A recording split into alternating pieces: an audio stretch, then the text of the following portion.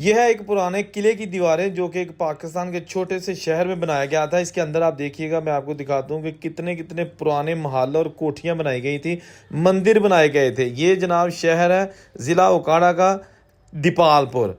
इस दीपालपुर शहर का ये मेन दरवाज़ा, 4 दरवाजे थे इस शहर को बंद करने के लिए। आपने वीडियो के साथ जुड़े रहना क्योंकि अभी सामने आएगा एक मंदिर का दरवाज़ा जो कि बहुत ही आलीशान किस्म का बनाया गया था। 1947 से पहले का ये शहर और पुरानी इमारतें। ये देखिए, आप पुराने शहर में हम दाखिल हो चुके हैं और मैं ज़रा आपको दिखाता हूँ।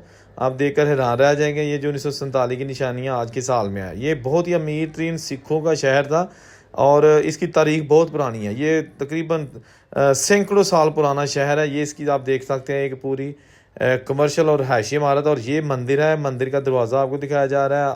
आप देखिएगा कि अंदर इसके बहुत सारी फैमिलीज जो है ना वो मौजूद हैं जो रहायश रखे हुए हैं, लेकिन बाहर दरवाज़ा जो है ना वो आज भी असली हालत में मौजूद है। अंदर